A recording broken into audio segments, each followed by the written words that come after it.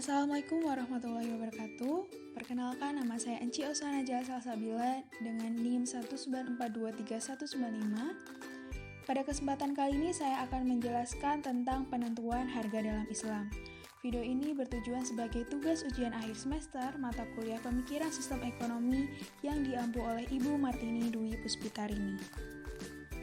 Sebelum membahas lebih dalam mengenai penentuan harga dalam Islam, perlu kita ketahui terkait definisi harga.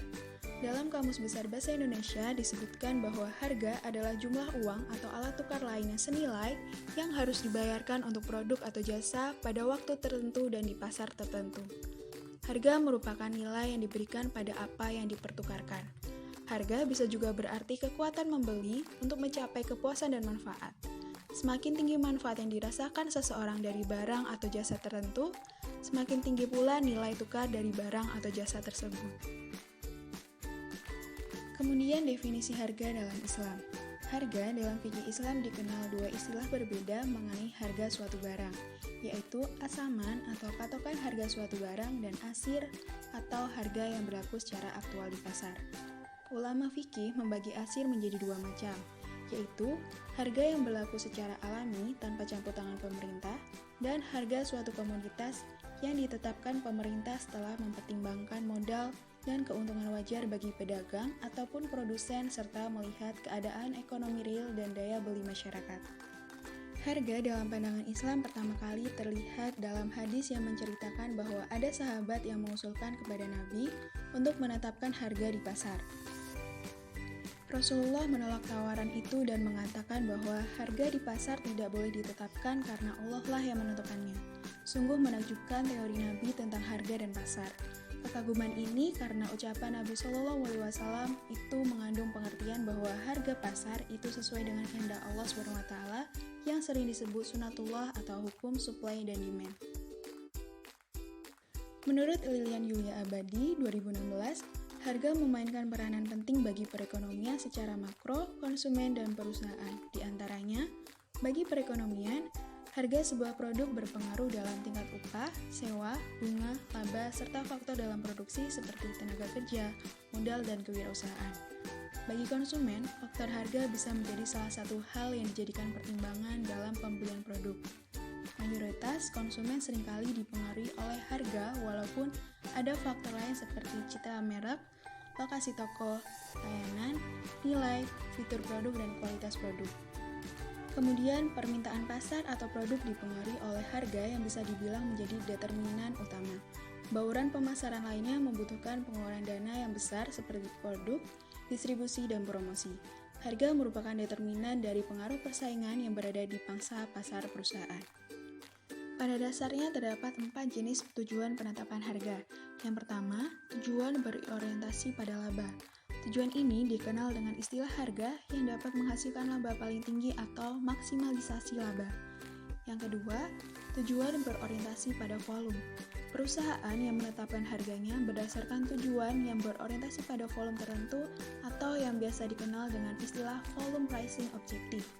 Harga ditetapkan sedemikian rupa agar dapat mencapai target volume penjualan atau pangsa pasar.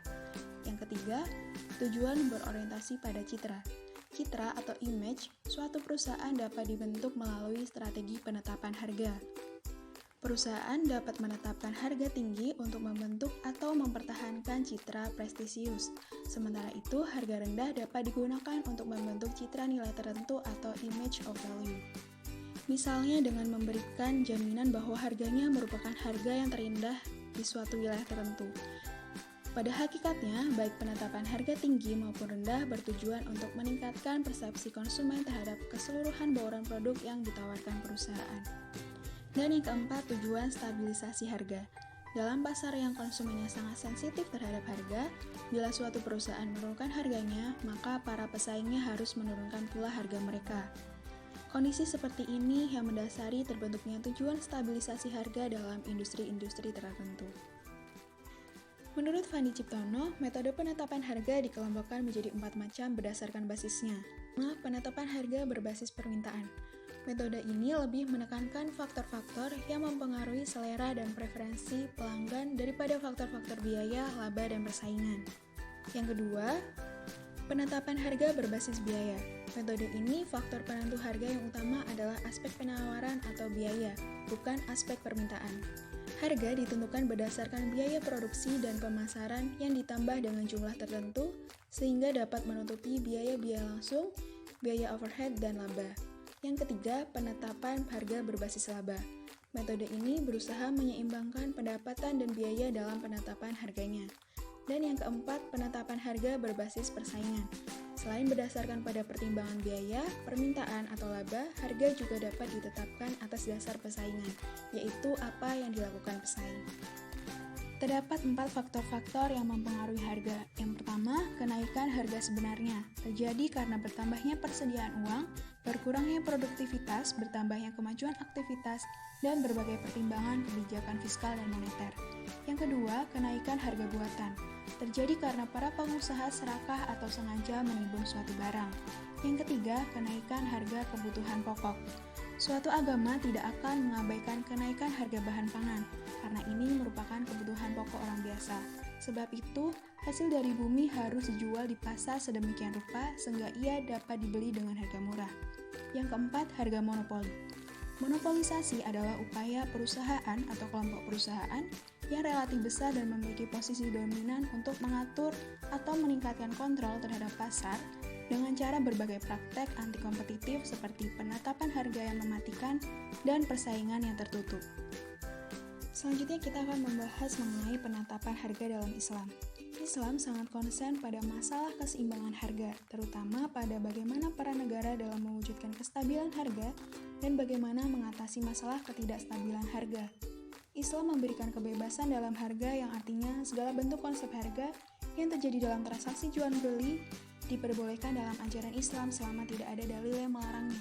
Dan selama harga tersebut terjadi atas dasar keadilan dan suka sama suka antara penjual dan pembeli. Pada masa Rasulullah, mekanisme pasar sangat dihargai. Salah satu buktinya yaitu Rasulullah Shallallahu Alaihi Wasallam menolak untuk membuat kebijakan dalam penetapan harga. Pada saat itu, harga sedang naik karena dorongan permintaan dan penawaran yang dialami. Nabi tidak menetapkan harga jual, dengan alasan bahwa dengan menetapkan harga akan mengakibatkan kezoliman. Sedangkan zolim adalah haram, karena jika harga yang ditetapkan terlalu mahal, maka akan menzolimi pembeli. Dan jika harga yang ditetapkan terlalu rendah, maka akan menzolimi penjual. Mekanisme penentuan harga dalam Islam sesuai dengan maqasid al-syariah yaitu merealisasikan kemaslahatan dan menghindari kerusakan di antara manusia. Seandainya Rasulullah saat itu langsung menetapkan harga, maka akan kontradiktif dengan mekanisme pasar. Akan tetapi pada situasi tertentu, dengan dalih maqasid al-syariah, penentuan harga menjadi suatu keharusan dengan alasan menegakkan kemaslahatan manusia dengan memerangi distorsi pasar. Dalam konsep Islam, yang paling prinsip adalah harga ditentukan oleh keseimbangan permintaan dan penawaran. Keseimbangan ini terjadi bila antara penjual dan pembeli bersikap saling merelakan. Kerelaan ini ditentukan oleh penjual dan pembeli dalam mempertahankan barang tersebut. Jadi, harga ditentukan oleh kemampuan penjual untuk menyediakan barang yang ditawarkan kepada pembeli dan kemampuan pembeli untuk mendapatkan harga barang tersebut dari penjual. Akan tetapi, apabila para pedagang sudah menaikkan harga di atas batas kewajaran, mereka itu telah berbuat zalim dan sangat membahayakan umat manusia. Maka, seorang penguasa atau pemerintah harus campur tangan dalam menangani persoalan tersebut dengan cara menetapkan harga standar. Dengan maksud untuk melindungi hak-hak milik orang lain, mencegah terjadinya penimbunan barang, dan menghindari dari kecurangan para pedagang. Inilah yang pernah dilakukan oleh Khalifah Umar bin Khattab. Dalam perjalanan perkembangan ekonomi Islam, ilmuwan Muslim telah memberikan perhatian khusus terhadap penetapan harga antara lain Abu Yusuf, Al-Ghazali, Ibnu Taimiyah, berserta Ibnu Khaldun. Abu Yusuf adalah ulama pertama yang menyinggung mekanisme pasar. Ia meneliti peningkatan dan penurunan produksi dalam kaitannya dengan perubahan harga. Fenomena yang berlaku pada masa Abu Yusuf dapat dijelaskan dalam teori permintaan yang mana teori ini menjelaskan hubungan antara harga dengan banyaknya kuantitas yang diminta. Abu Yusuf menyatakan kadang-kadang makanan berlimpah tetapi tetap mahal dan kadang-kadang makanan sangat sedikit tetapi murah. Tidak ada batasan tertentu tentang murah dan mahal yang dapat dipastikan. Hal tersebut ada batasan yang mengaturnya. Prinsipnya, tidak bisa diketahui. Murah bukan karena melimpahnya makanan, demikian juga mahal tidak disebabkan kelangkaan makanan. Abu Yusuf berpendapat harga tidak bergantung pada penawaran saja, tetapi juga bergantung pada kekuatan permintaan. Karena itu, peningkatan atau penurunan harga tidak selalu berhubungan dengan penurunan atau peningkatan produksi. Abu Yusuf menegaskan bahwa ada beberapa variabel lain yang mempengaruhi, tetapi dia tidak menjelaskan lebih rinci. Bisa jadi variabel itu adalah pergeseran dalam permintaan atau jumlah uang yang beredar di suatu negara, atau penimbunan dan penahanan barang atau semua hal tersebut. Penetapan harga Al-Ghazali. Al-Ghazali telah menjabarkan secara rinci akan peranan aktivitas perdagangan dan timbulnya pasar yang harganya bergerak sesuai dengan kekuatan permintaan dan penawaran. Menurut Al-Ghazali, pasar merupakan bagian dari keteraturan alami. Secara rinci, ia juga menerangkan bagaimana evolusi terciptanya pasar.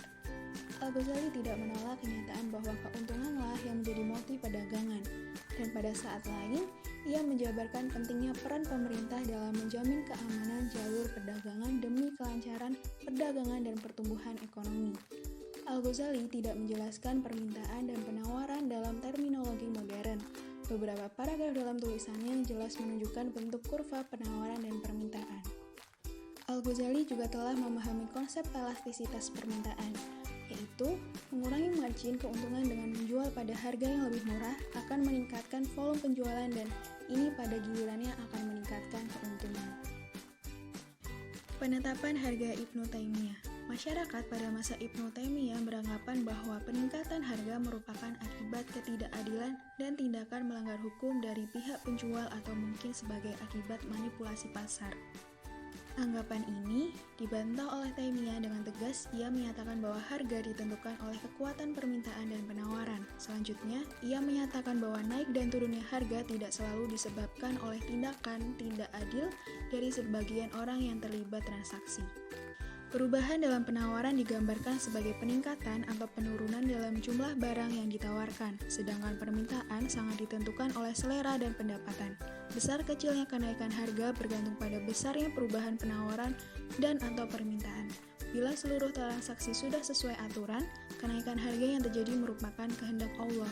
Ibnu Taimiyah menentang peraturan yang berlebihan ketika kekuatan pasar secara bebas bekerja untuk menentukan harga yang kompetitif.